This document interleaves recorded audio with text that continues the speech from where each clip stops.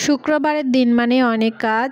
আর এই শুক্রবারের দিনটা এত ঠান্ডা, আর এই ঠান্ডার মধ্যে সংসারের সমস্ত কাজ করতে হয় আমাদের মতো গৃহিণীদের। কি করব, রান্না বান্না, সংসারের যাবতীয় কাজ, সন্তান দেখা, কত কিছু সব করতে হয়। আর সকালবেলা কম্বল ছেড়ে তো উঠতেই ইচ্ছে করছিল না, তারপরেও কি করব, রান্না বান্না তো করতেই হবে, তাই সারংপুটি বের করে ভেজে নিলাম। তার উপরে আজকে আমার ছেলেদের মাদ্রাসার মাহফিল ছিল, সেখানেও যাওয়ার একটা বিষয় ছিল, মেলা হবে, আর সেখানে একটু যাব না বাচ্চাদের নিয়ে, তাহলে কেমন করে হয়। সকাল থেকে রান্না করতেও ইচ্ছে করছিল না, খুব ঠান্ডা লাগছিল আমাকে। মানে এই বছর শীত পড়ার পর থেকে এত ঠান্ডা আমার এই 2 দিনের মতো লাগেনি। আমি সকালবেলা মাছ ভেজে নিলাম, বেগুন ভেজে নিলাম, আর তরকারি যেন খুব তাড়াতাড়ি হয় সেই জন্য হাতে মেখে উঠিয়ে দিলাম, কারণ আমার কাছে চুলার কাছে দাঁড়িয়ে থাকার ইচ্ছেই করছিল না। মানে তরকারি কষাতে গেলে ওখানে দাঁড়িয়ে থাকতে হয়, তাই এভাবে হাতে মেখেই রান্না করছি। এইভাবে মাঝে মধ্যে রান্না করলে কিন্তু ভালোই লাগে, সবসময় একঘেয়েমি রান্না অবশ্য ভালো লাগে না। কথা বলতে বলতে তরকারিতে বলক চলে এসেছে, এখানে আমি দেখলাম আলু সিদ্ধ হয়ে গেছে, তাই আমি এখানে মাছগুলো দিয়ে দিচ্ছি, কারণ এটা নতুন আলু দিয়ে রান্না করছিলাম, এর জন্য খুব তাড়াতাড়ি সিদ্ধ হয়ে গেছে। মাছগুলো দিয়ে টমেটো দিয়ে নিচ্ছি, একটু ধনেপাতাও দিয়ে দিব। শীতকালের সবজিতে, শীতকালের রান্নাতে মানে টমেটো আর ধনেপাতা না দিলে যেন তরকারির স্বাদ পূর্ণতা পায় না। আর এই যে আমার রান্নাটা কমপ্লিট হয়ে গেছে, কত তাড়াতাড়ি রান্নাটা হয়ে গেল। আর তার মধ্যে ঠান্ডার জন্য আর কি খুব তাড়াতাড়ি রান্না করছিলাম।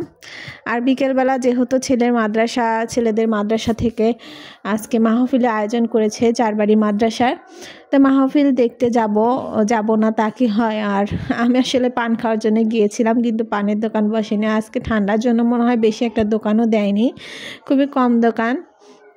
তারপরেও একটু ঘুরে টুরে আসলাম, সব কিছু দেখলাম। মেলার এই সব জিনিস দেখতেই ভালো লাগে, আর বাচ্চাদের 2-1টা জিনিসও কিনে দিলাম। আমাদের তো নিজের বাসা, আমরা এখানে ভাড়া থাকি, যেহেতু বগুড়ায় থাকলে ওর দাদি বাড়ি ও নানি বাড়ি ঘোরাঘুরি করতো, আর এখানে যেহেতু থাকি এখানে কোথাও যাওয়ার জায়গা নাই, তাই মাঝে মধ্যে আমরা বাহিরে বের হই, কারো বাসায় না গিয়ে কোথাও ঘুরতে যাই, হয়তো নদীর পাড়ে যাই, এই আর কি। আর যখন কখনো কোথাও মাহফিল হয় কিংবা কিছু হয় তখন আমরা সেখানে যে মেলা হয় ঘুরে আসি, আমাদের যেহেতু যাওয়ার জায়গা নয় তাই। আর আমার ছেলেটা এই মেলার ভিতরে এসে প্রথমে বেলুন না নিয়ে ব্যস্ত হয়ে গেছে, আর পরে ওর বাবা ওর বড় ছেলের জন্য এখানে টুপি দেখছিল, আর আমি এখানে গিয়েছিলাম বেলুন দেখার জন্য। বেলুনগুলো দেখলে ভালোই লাগে। সবচেয়ে বড় কথা এখানে হচ্ছে হাতের ছাপ দিয়ে দিচ্ছিল, এখনও সেই দাম একই মনে হয়, আগে দিতাম আমরা 5 টাকা করে, আর এখন হচ্ছে 10 টাকা 20 টাকা করে হাতের ছাপ। আর এখানে আমার ছেলে খেলনা দেখে পাগল হয়ে গেছে, কোনটা ছেলে কোনটা নেবে তার ঠিক নেই, সে শুধু এটা ওটা বলছে। আর এখানে আমরা ভেলপুরি খেয়েছি, ভেলপুরি খেতে খুবই মজা। ফুচকাটা, এখানকার ফুচকা আমার কাছে ভালো লাগে না, তাই আমি ভেলপুরি নিলাম। এখানে একটা ভেলপুরি 5 টাকা। আর এখানে এটা কি বলে আমার ছেলে বলল, এটা হচ্ছে গুলগুল্লে নাকি খুব মজা। আমরা যেটা জানতাম, মানে ছোটোবেলায় আমিও খেয়েছি, এটাকে আমরা ফুল্লা বলি, আর আমার ছেলে এখানকার ভাষায় কথা বলে যে আম্মু এটা হচ্ছে গুলগুল্লে।